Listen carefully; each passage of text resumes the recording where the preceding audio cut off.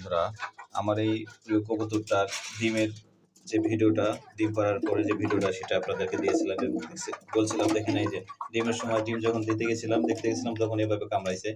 হ্যাঁ, এখন মাশাআল্লাহ আজকে আল্লাহ তাআলার অশেষ রহমতে আজকে 18 দিন পূর্ণ হয়েছে। তো দেখেন এই যে দুইটা ফুটফুটে বাচ্চা ফুটেছে।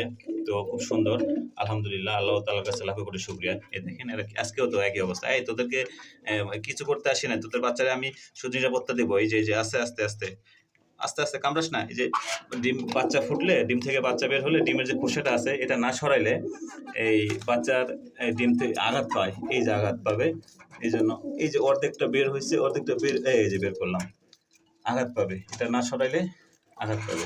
আস্তে আস্তে আস্তে আস্তে আস্তে আস্তে আস্তে এই জন্য এটা সরাইতে হবে, খেয়াল রাখতে হবে। বাচ্চা থেকে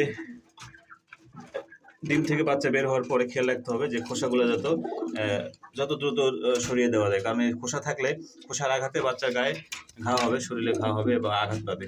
তো ভালো থাকবেন সবাই, আর আমার বাচ্চাগুলো যত ভালো মতো বড় হয় সে দোয়া করবেন। আল্লাহ হাফেজ।